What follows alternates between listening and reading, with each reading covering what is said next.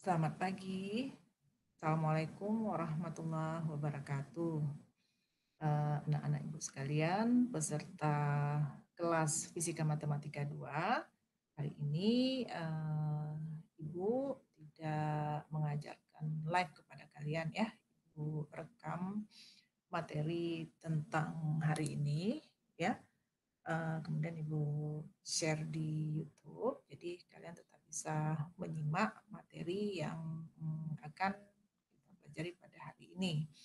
Jadi ini pertemuan ke-6 ya, ini pertemuan ke-7 ya, bukan ke-6. Jadi Ibu harapkan setelah ini ini pertemuan yang terakhir dengan Ibu, kemudian hari Sabtu Ibu jadwalkan midterm, nanti midtermnya Ibu share melalui e-learning. Kemudian hari Rabu depan kalian sudah bisa masuk dengan Ibu Halimah ya, dengan Ibu Nanda yang partner Ibu untuk Fisika Matematika 2. Dilanjutkan materi setelah persamaan diferensial biasa sesuai dengan FPS yang sudah Ibu berikan ya. Di sini kita mulai. Kemarin sudah Ibu sampaikan juga beberapa materi tentang persamaan diferensial itu sendiri ya. Jadi sebelum kita masuk ke Abdo 1, persamaan diferensial adalah suatu persamaan yang memuat satu atau lebih turunan dari fungsi yang tidak diketahui. Jadi pada persamaan diferensial ini, pada satu persamaan itu bisa memuat satu atau lebih turunan dari fungsi. Jadi turunannya itu lebih dari satu. Ya. Jadi jika persamaan diferensial itu memiliki satu peubah bebas, maka kita sebut persamaan diferensial biasa atau biasa disingkat dengan PDB. Jadi di sini adalah jika hanya memiliki satu peubah bebas, yaitu peubah independen. Contohnya, peubahnya itu adalah, nah ini Y aksen sama dengan cos X. Y double aksen plus 9Y sama dengan eksponen min 2X. Lalu di sini Y aksen dikalikan Y pangkat 3 aksen min 3 Y aksen dikuadratkan sama dengan 0. Jadi pada persamaan diferensial itu terdapat fungsi yang diturunkan, yaitu apa? Y aksen ya. Di sini ada Y double aksen, ada Y triple aksen, dan ada Y aksen dikuadratkan.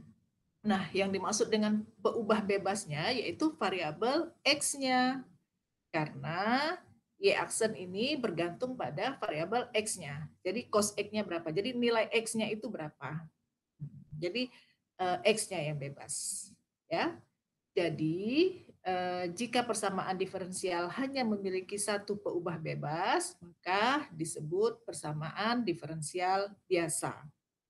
Nah, sedangkan jika persamaan diferensial memiliki lebih dari satu peubah bebas, maka disebut sebagai persamaan diferensial parsial atau biasa disingkat PDP. Nah, contohnya seperti ini, ya. Do kuadrat U per do X kuadrat tambah do kuadrat U per do Y kuadrat sama dengan 0. Artinya di sini ada dua peubah bebas, yaitu variabel X dan Y, yaitu turunan U terhadap E dan turunan U terhadap Y. Jadi yang tidak bebasnya adalah variabel U-nya, atau singkatnya seperti ini. Ya. Jadi persamaan diferensial, ini judulnya besar, bisa kita bagi dua, yaitu yang pertama, persamaan diferensial biasa, yaitu fungsinya variabel bebasnya misal hanya satu, yaitu X. Kemudian variabel terigatnya, yaitu Y turunan pertama, Y turunan kedua, Y turunan ketiga, dan seterusnya sampai Y turunan ke N. Nah, Yang kedua yaitu PDP ya, persamaan diferensial parsial. Jadi jika fungsi itu dia memiliki dua variabel yang bebas yaitu X sama Y. Tapi yang bisa diturunkan misalkan Z, Z aksen, Z double aksen, Z triple aksen sampai ke Z turunan ke N.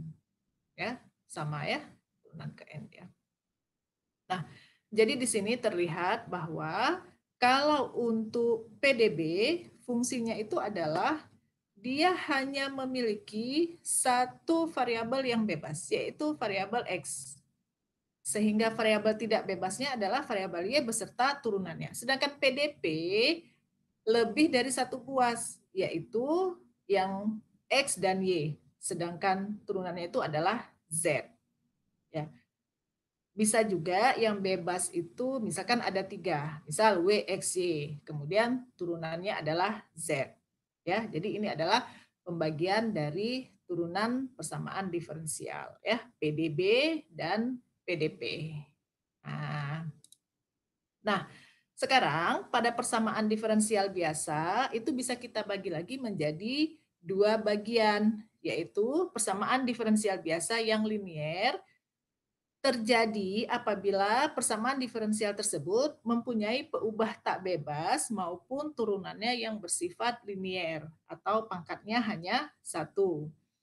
Jadi yang tidak linier itu adalah misalkan bentuknya Y kuadrat, Y pangkat 3, Y pangkat N. Trigonometri, Y atau eksponen Y, atau ln. Nah, jadi PDB itu dikatakan linier jika peubah tak bebas dan turunannya itu bersifat linier. Dengan kata lain, PDB dikatakan tidak linier jika peubah tak bebasnya atau turunannya juga ada yang bersifat tidak linier. Misalnya mengandung yang tadi, trigono, kuadrat, polinom, logaritma, eksponen. Nah, itu dinamakan dengan PDB linier atau tidak linier. Nah, bentuk dari PDB itu kita bisa sebut ordenya. Nah, orde PDB adalah turunan tertinggi yang terlibat dalam persamaan diferensial biasa. Jadi kalau orde 1, biasa turunan tertingginya adalah 1. Nah, tapi kalau orde 2 berarti Y double aksen. Kalau orde 3 berarti Y triple aksen. Nah, yang kita bahas di bab ini adalah yang orde 1 ya. Artinya turunan tertingginya adalah Y aksen. Nah, bentuk umum PDBL, PDBL itu adalah persamaan diferensial biasa linier orde ke N. Adalah sebagai berikut. ANX, Y, ini pangkat N ini maksudnya turunan ke N ya, bukan pangkat N. Kemudian plus AN kurang 1, X pangkat Y turunan N kurang 1, kemudian plus sampai ke A0 sampai sama dengan Fx, di mana X di sini itu tidak boleh 0 ya, karena kalau kita kalikan berarti dia enggak ada. Jadi AN min 1 sampai A0 adalah koefisien dari persamaan diferensialnya. Nah, bila Fx sama dengan 0, dinamakan dia persamaan diferensial biasa linier yang homogen. Fx sama dengan 0. Nah, sebaliknya ada juga yang tidak homogen jika dia tanpa mengandung variabel X atau dia tanpa konstanta. Ya. Nah, sebaliknya kalau dia mengandung variabel X atau dia ada konstanta, maka dia dikatakan PDBL tidak homogen. Nah, jadi ini bisa kita singkat ya. PD itu persamaan diferensial itu bisa dibagi dua, ya. Nah, jadi PD ini bisa dibagi dua. Persamaan, yaitu yang pertama adalah persamaan diferensial biasa. Nah, kemudian yang kedua ada juga persamaan diferensial parsial seperti yang tadi di awal sudah Ibu sebut. Ya. Nah, persamaan diferensial biasa ini bisa dibagi lagi. Nah, yang pertama adalah persamaan diferensial biasa yang linier. Nah, kemudian yang kedua adalah persamaan diferensial biasa yang tidak linier. Nah, kemudian persamaan diferensial biasa yang linier ini bisa dibagi lagi. Nah, ada yang dinamakan PDBL yang homogen. Nah, persamaan diferensial biasa linier yang homogen. Ada juga yang dinamakan PDBL yang tidak homogen. Itu persamaan diferensial biasa linier, tidak homogen. Ya. Nah, kurang lebih bagannya seperti ini. Nah, jadi nanti kita akan bahas untuk beberapa contoh persamaan diferensial ini termasuk kategori yang mana ya. Kurang lebih dia seperti ini. Nah, persamaan diferensial biasa ini dibagi lagi bisa linier dan tidak linier. Linier itu kalau variabel yang bebasnya dan turunannya itu bersifat linier, artinya dia pangkatnya adalah satu. Kalau tidak linier berarti dia adalah trigonometri, eksponen, logaritma, dan lain-lain. Nah, nanti kalau dia linier itu dibagi lagi apakah dia homogen atau tidak homogen. Nah, homogen ini fx-nya sama dengan 0. Dia tidak mengandung konstanta. Sedangkan kalau tidak homogen, maka dia ada konstantanya dan ada variabel X yang berubah fungsi bebas. Seperti itu. Ya, ini contoh-contohnya. Ya, misalkan dn per dt sama dengan kn, di mana n sama dengan nt. Ya, jadi di sini variabel bebasnya yaitu t. Sedangkan variabel tidak bebasnya yaitu n. Nah, ini bisa kita tuliskan sebagai n aksen sama dengan ya n aksen itu dn per dt. Kita bisa tulis dia n aksen sama ya. N aksen sama dengan kn. Nah, artinya di sini turunan paling tingginya adalah n aksen. Maka kita nyatakan ini adalah orde 1 dengan n adalah peubah tak bebas dan t adalah peubah bebas. Karena n ini adalah fungsi dari t. Dan di sini dia merupakan bentuk yang linier. Kenapa linier? Karena di sini hanya ada K dengan N. Tidak ada bentuk-bentuk yang aneh. Jadi ini adalah linier. Lalu dia homogen. Kenapa homogen? Karena bentuknya ini bisa kita nyatakan seperti ini. N aksen min KN sama dengan 0. Artinya di sini dia tanpa konstanta. Ya, tanpa juga ada variabel bebasnya. Nah, jadi di sini sama dengan 0, makanya dia homogen. Ya. Lalu contoh yang kedua, Y aksen plus 2 cos 2X sama dengan 0. Nah, di sini jelas turunan tertingginya yaitu Y aksen. Maka dia orde 1. Nah, peubah bebasnya yaitu X. Sedangkan tak bebasnya yang ada turunannya yaitu adalah variabel Y. Nah, dia di sini linier. Nah, ini yang dimaksud dengan linier adalah pada variabel yang tak bebasnya. Walaupun di sini ada trigonometri, ada cosinus, tapi cosinus ini adalah untuk variabel X, nah, cos 2X. Sedangkan yang dimaksud dengan linier adalah untuk peubah tak bebas dan turunan-turunannya. Jadi di sini termasuk yang linier. Karena apa? Variabel Y dan turunannya hanya Y aksen. Ya, dia tidak dikalikan dengan trigono atau logaritma dan lain-lain. Jadi di sini masih linier. Dia di sini tidak homogen. Kenapa? Karena di sini ada cos 2x. Artinya variabelnya tidak sama dengan 0. Ada x yang bebas. Nah, yang namanya homogen tadi tanpa variabel x dan tanpa konstanta. Nah, di sini ada 2 cos 2x. Artinya sebagai apa namanya, ada konstanta X-nya, jadi dia tidak homogen. Ya. Kemudian yang ketiga, Y double aksen ditambah eksponen X, Y aksen tambah sin XY sama dengan eksponen X sin X. Nah, ini orde berapa? Lihat turunan yang tertinggi. Y double aksen. Makanya di sini dinamakan ini adalah persamaan orde kedua. Variabel bebasnya yaitu ada enggak? Ada enggak variabel bebasnya? Variabel X-nya adalah X dan variabel tidak bebasnya adalah Y. Di sini dia tidak linier. Kenapa? Karena variabel Y-nya ada di mana aja? Ada di Y double aksen, ada Y aksen, kemudian ada sin XY. Artinya Y ini masuk ke dalam fungsi trigonometri sin XY. Sehingga di sini dia tidak linier karena dia masuk dalam trigonometri.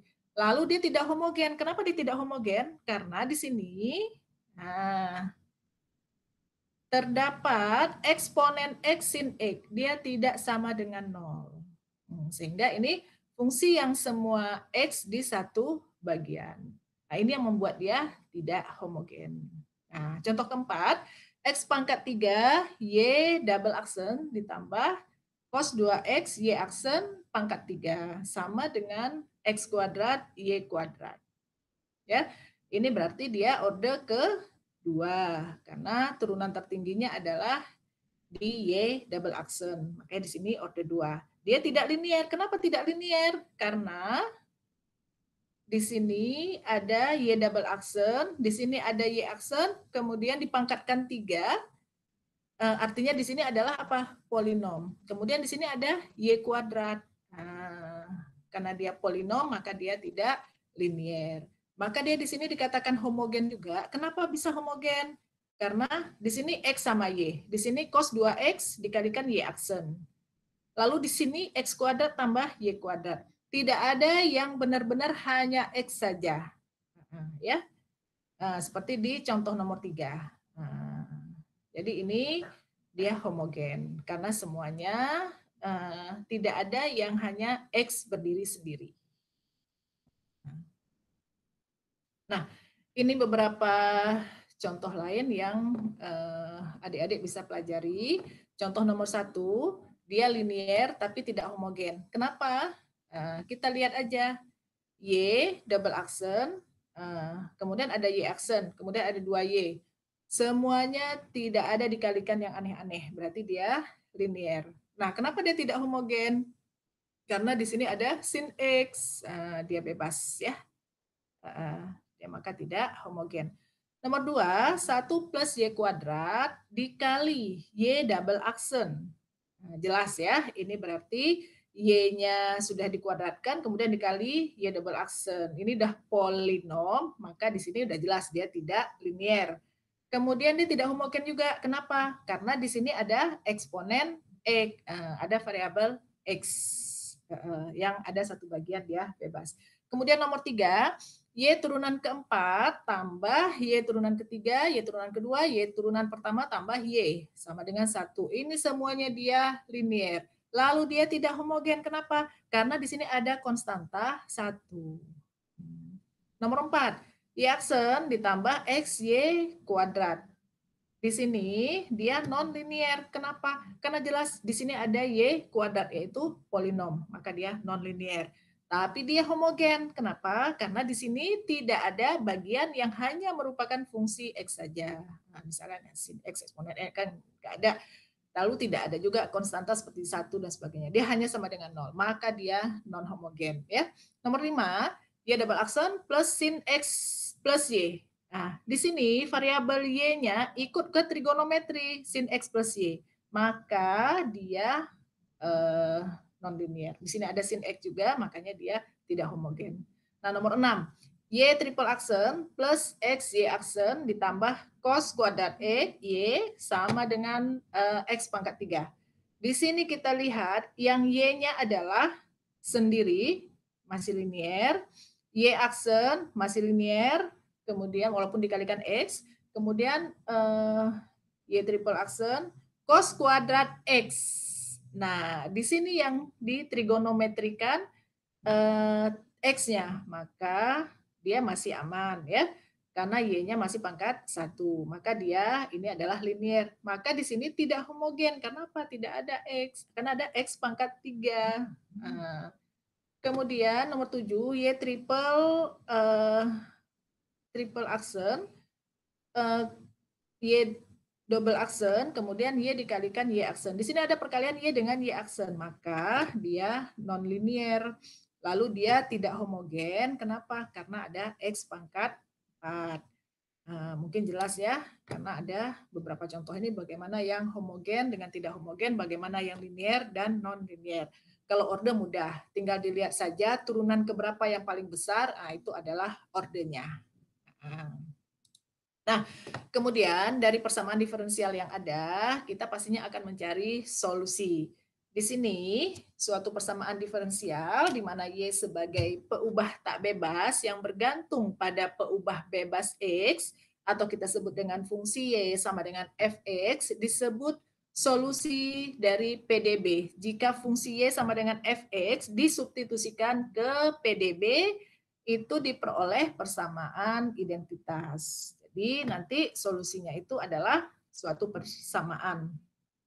Nah, ada yang dikenal dengan solusi umum, ada yang dikenal dengan solusi khusus. Nah, jika fungsi Y sama dengan Fx memuat konstanta C, maka solusi tersebut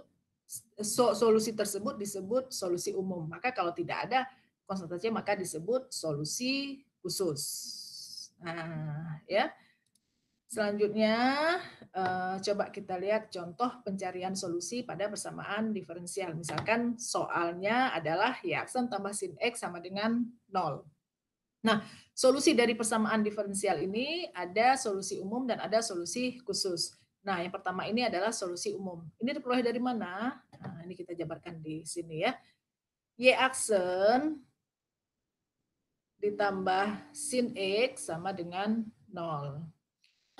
Itu artinya Y aksen sama dengan min sin X.